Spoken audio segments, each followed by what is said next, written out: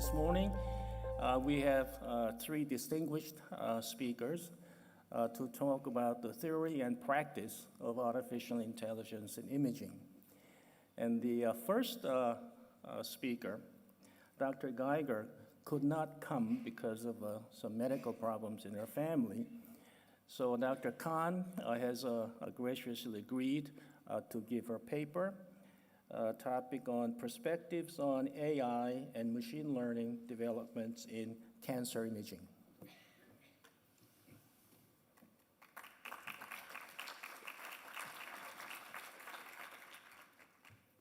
Well, thanks very much. I'd like to give Mary Ellen's appreciation to the organizers and her sincere apologies that she wasn't able to be here, but as indicated, because of a family medical crisis, wasn't able to join us here. I just wanted to say personally, I've had the great pleasure of knowing Mary Ellen actually since I began in radiology. I did my radiology residency at University of Chicago. And when Mary Ellen was either a postdoc or had just begun on faculty there and was this amazing rising star in the department, and has gone on to become the, as you see here, Pritzker Professor of Radiology, and she now heads up that laboratory at U of C. So it's really a pleasure for me to be able to give this talk, and I know I'm not going to do it justice, so I'll do what I can. This is some recognition of the various grants and conflicts of interest related to this proposal, and kind of the broad themes of the work. First off, that the work that's being done in AI and machine learning is the same as and an extension of the work that's been done and continues in computer-aided detection and computer-aided diagnosis, work that's been conducted for, in fact, the last 25, 30 years. It's not just something that has arisen in the last 5, although deep learning has accelerated things quite a bit. And image-based tumor characteristics, the signatures that contribute to the design of patient-specific cancer diagnostics and treatments, are a key aspect of this. This is the precision medicine, that human-engineered features and deep convolutional neural networks can help us by serving as virtual biopsies of these tumors and provide information about lesions, and that discovery and association studies between image-based features and signatures and the histologic and genomic data can help us lead precision medicine and take that information forward. So this is kind of a framework for how AI and machine learning fit in with cancer imaging, and I think you'll see in this a number of themes that we have. First off, the question, what is the person's risk of future cancer, and that's related to risk assessment. Screening, is there a potential cancer in an asymptomatic person? What's the likelihood that a suspect lesion is in fact cancer? How aggressive is that cancer, and is the cancer responding to therapy? And we'll touch on each of these areas with the exception of risk assessment. So first off, screening, looking at computer-aided detection and providing localization. And this is something that has been in use for the last 2 decades. And in fact, you have your digital medical image displayed on a monitor and interpreted by a breast radiologist. This is in fact a system back in 1994. I had left U of C in 1991 personally, but if you look at the date that's circled there on the photograph, this is in 1994 of a system to detect mass lesions and clustered mammograms, clustered microcalcifications, pardon me, in mammograms. And in fact, it's an early example of something called shift invariant artificial neural nets, or what were in fact convolutional neural networks, that you could take an input layer and it would discern out various hidden layers to find out to output areas that had specific features that you wanted to detect. So a study in 2001 that done prospectively showed that computer-aided detection systems could increase the detection of early-stage malignancies. And in the US in particular, the number of facilities that use computer-aided detection exceeded 90% in 2008, 92% in 2016, and that's remained pretty constant. So what is the likelihood that a suspect lesion is in fact a cancer? And this is the role of CADX, this is computer-aided detection. The idea being to apply characterization and classification of lesions and to basically bring to bear diagnostic biomarkers, image biomarkers that one can use. So here, the idea is to use the output to help characterize the descriptors of a lesion and potentially indicate the probability of a lesion's malignancy.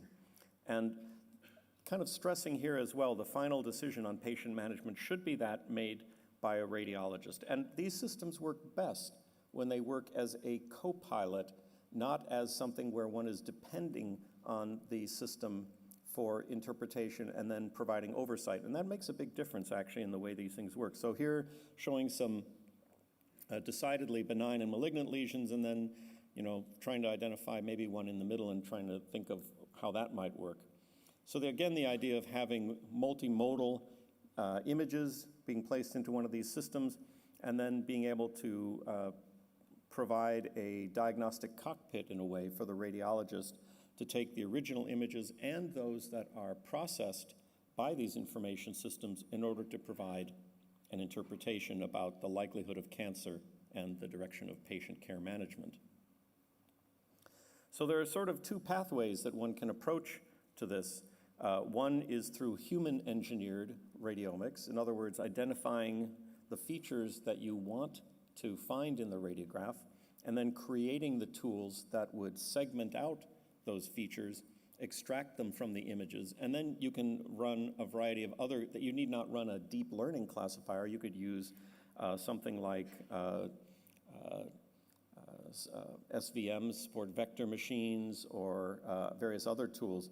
So here you see an example of a 3D breast image from MR, where you can see there's a lesion in the left breast there that allows you to basically identify things and potentially use the imaging technologies to gain information and identify the features of that image to use that for effectively a virtual biopsy. So the idea being with computerized, you can segment out that lesion. Find it there. Here's a tool that they've created. It's automatic, it's non-invasive, it covers the complete tumor, and allows it to be repeatable information. So here, taking this information from these MR images, they've formed a pipeline to extract these features. They've taken the radiologist indicates the tumor center. The computer then can segment out the image, extract various phenotypic features about it, the size, the shape, the morphology, whether it enhances with contrast and what the characteristics of that contrast enhancement are, and use all of that information as part of the feature vector that describes the lesion that allows one to characterize it. So here, for example, the computer can extract objective phenotypes from breast MRI. It's not just a question of whether we as humans say that something is round or oval or smooth.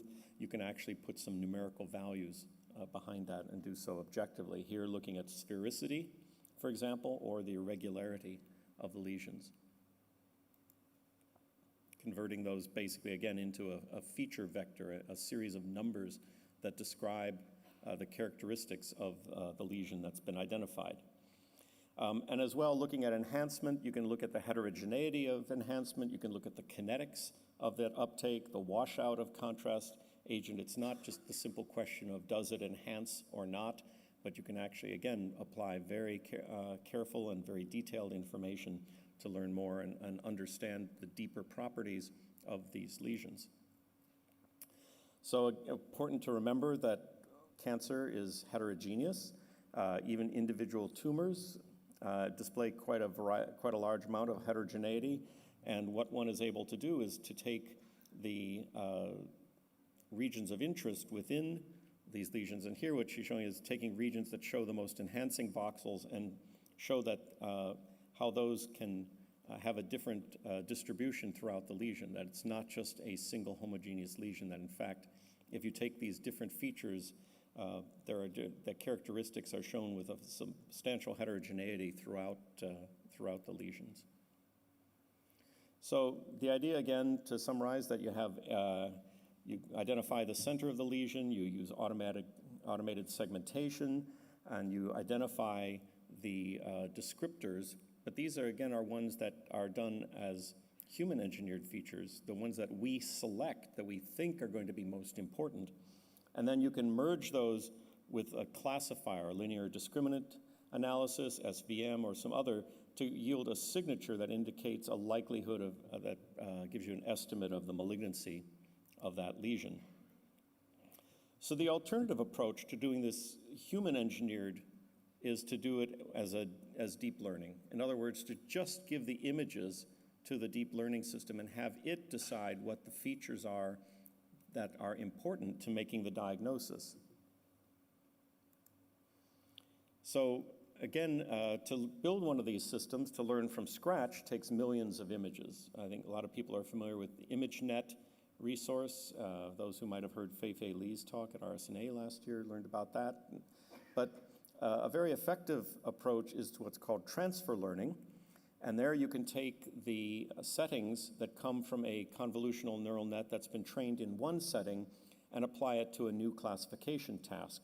So you can fine-tune only certain layers of the model from a pre-trained model into a new task, or use the convolutional neural net as a feature extractor by looking at what features it is identifying and finding important in the set of images that you're giving it in your new domain, and then supplying those to a separate classifying scheme to make a determination. So here, just showing an example of a convolutional neural net and how transfer learning might be worked to taking AlexNet or another model, the convolutional blocks and fully connected layers, and then this was trained from ImageNet, which has 1,000 different classes of images from natural scenes, and at the end it yields a probability that you're looking at something that's a cat or a dog or a giraffe or any other, or a car, whatever it might be. But the idea that you can then extract portions of that trained model to use those for transfer learning. So here, actually taking information out and taking some of the layers from the network that had been trained with ImageNet, doing a dimension reduction on that, and using that on breast cancer data to come up with a probability that a lesion is breast cancer. Again, so here, the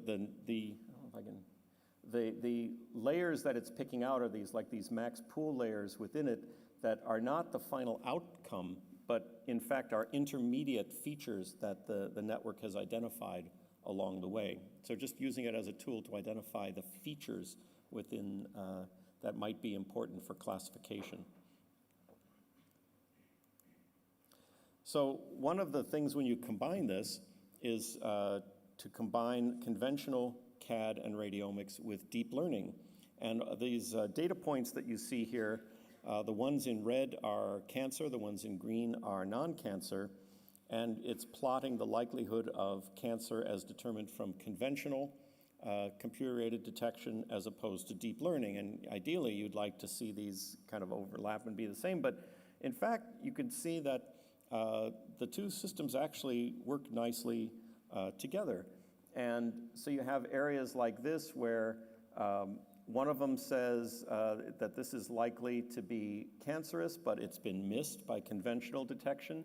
And similarly, you have lesions up here that the conventional CAD says might be positive and were missed by the other system. So the advantage of this is that you can combine the two. And the idea here that Marilyn put in is that having, those of you who may be kind of new to this terminology, one of the most powerful techniques, it turns out, in AI, a very interesting technique, is something called an ensemble classifier. So if you have two classifiers that are independent of each other and kind of think independently, use different methods to come to a result, combining the two will actually yield even greater performance than either one alone. This is kind of the notion of double reading in mammography, the idea that two readers might have different capabilities, but the combination of the two together improves it. Same thing with human and AI, that typically the combination of human reader and AI reader improves the performance of a diagnostic system. So here, taking the combination of conventional CAD and deep learning CAD and using a fusion classifier. And what they were able to show was in all of these for mammography, for ultrasound, and for dynamic contrast enhanced MR, that the combination of conventional CAD along with the deep learning, the CNN approach, produced a great higher value for the area under the ROC curve in all of these areas, from using it as an ensemble, using it as a way to combine these techniques.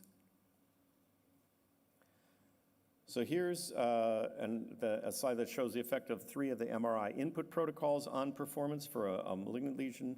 Part of it is looking at how the image sequences we choose actually fit into how we're able to do things, both garnering 2-dimensional information as well as the 2-dimensional plus temporal information, as well as volume information about those lesions.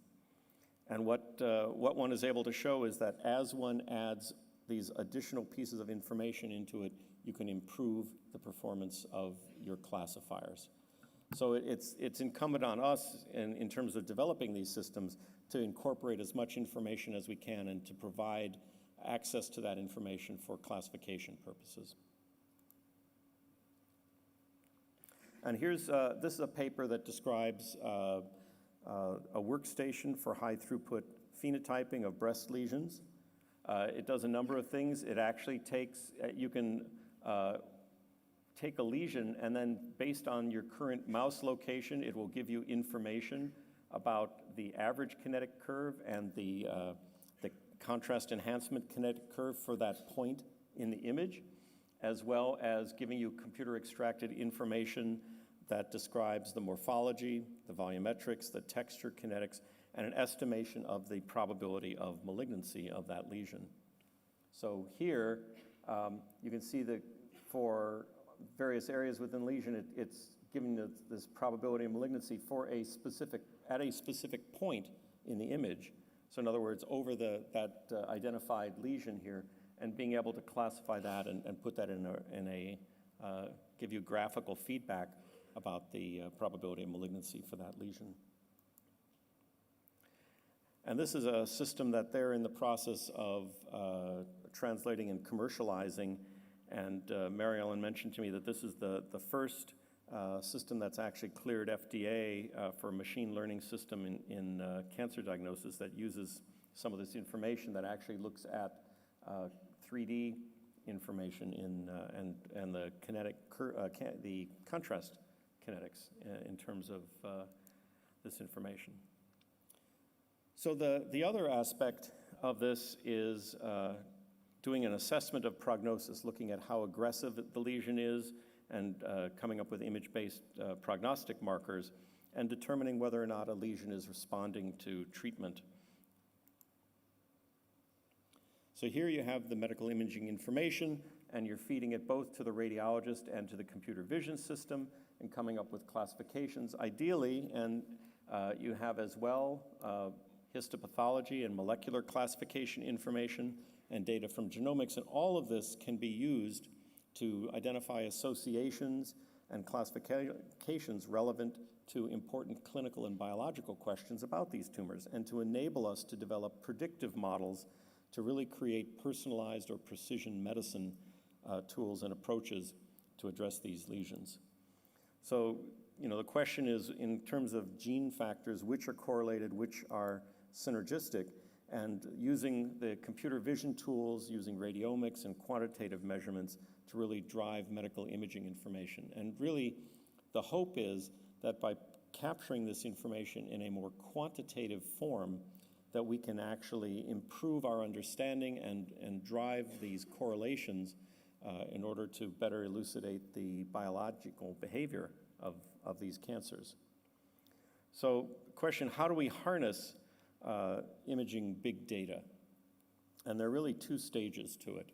The first is discovery, finding relationships, scouting the data, looking for potential relationships between imaging data and all the other information that's out there, clinical information, molecular data, genomics, and outcomes. The second part of that is application stage. And that's developing predictive models for risk assessment, for screening, for detection, diagnosis, prognosis, therapeutic response, risk of recurrence. But it's kind of a two-stage approach to accomplishing all of these. So here is a model for discovery and modeling of personalized care, starting with screening, diagnostic imaging, treatment planning and response, and risk of recurrence, using the information from diagnostic imaging to link to biopsy results and genetic testing results, to be able to look at imaging, doing those sort of maps of imaging phenotypes and gene expression data to do imaging genomics discovery, and then taking all of that information to create predictive models of cancer behavior. And this is this notion of virtual digital biopsies, being able to actually capture information about the lesion without having to do anything other than imaging it, without having to actually take a biopsy. And you can use the idea here too that you can use virtual biopsy when an actual biopsy isn't practical in a patient. So here's an extension of that showing characterization of cancer subtypes, tumor grades, looking at a classification of markers for breast cancer, IDC grades 1, 2, and 3, and benign, based on, as you can see, various imaging phenotype features, irregularity, circularity, various others, and looking at how those map out to these different tumor grades. I think she has, yeah, here, showing a plot that shows how this is able to distinguish based on the information gain, the entropy, based on the characterization of the different types from the ability to detect those from the actual information contained in the imaging study.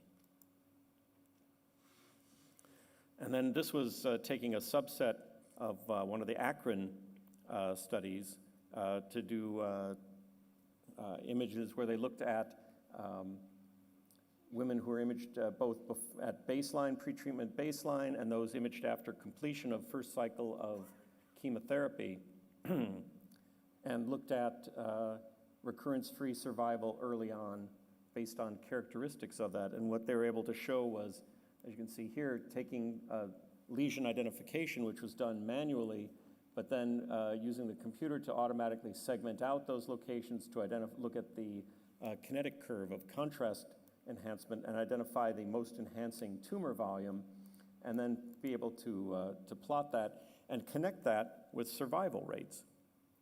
And actually plotting Kaplan-Meier recurrence-free survival estimates based on this most enhancing tumor volume in early treatment time. And as you can see, they were actually, it has correlations with hormone receptive positive and HER2 negative disease, HER2 positive, triple negative, and so forth. In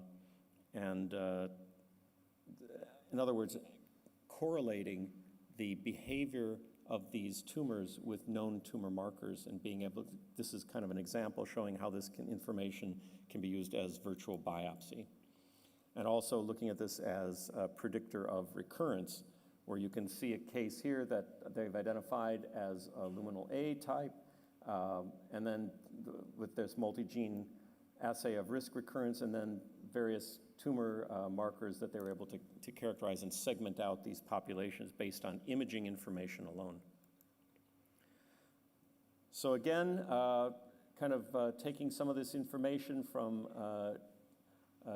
TCGA and TCIA, the various information, integrating it in radiogenomics and using this to identify genetic pathways, to do look at mutated genes and microRNAs, and to do cluster analysis to look at tumor subgroups. Basically, again, really working to elicit the tumor biology in these lesions. And I guess I would just make a plea in here too. This is not only an opportunity for computer scientists who do the deep learning and for those of us in radiology who look at the clinical aspects, but it's an opportunity to connect with our colleagues in pathology and oncology to work closely with them to elucidate these factors. And again, you can do exploratory cluster analyses to look at these tumor phenotypes, in this case, found significant associations between radiomic features and clinical outcomes and t-tests and used that to cluster. I'm just going to make sure I cover things towards the end here, some features that are identified, and then just, again, some of the future potential and plans for AI. The important thing is the specific task, the clinical question, the images, the workflow enhancement, looking at the data, making sure you have images and satisfactory ground truth to work with, and be very cautious of garbage in, garbage out. Make sure the data that you have are robust and that you are well validated, and that you can use this to answer some biomedical question, use it as an aid to a radiologist. And you have to understand how you're using this AI. Is it meant to be an aid for radiology? Is it meant to be used as the primary reader? Or is this meant to be more of a discovery tool? So just in conclusion, again, look at the lessons learned from CAD systems. In fact, radiomics and machine learning have been around for quite a while. In fact, since the 1990s. We need to collect and curate data sets to provide truth for training and testing. We need to be aware of pitfalls such as subtle disease presentation, and this example of the system that detected not pneumothorax, but actually found chest tubes was how it detected pneumothorax. And we have to conduct AI about medical imaging by knowing about medical imaging, and interdisciplinary research is critical. And acknowledge that AI will augment interpretation, handle routine and tedious tasks, integrate diagnostics, improve performance, reduce interpretation times, and we have to make sure we integrate machine learning into the clinical workflow, have in the US FDA clearance so it can be used in clinical practice. Within the clinical workflow, we have to collect data efficiently to support future research. And a key area we haven't really talked about that much is this area of explainable AI or interpretable AI, to be able to understand what it is these models are generating for us. So with that, on behalf of Mary Ellen, thank you for your attention, and appreciate. This is her research group from at University of Chicago. In the summertime, she mentioned, when it's nice in Chicago. Thank you.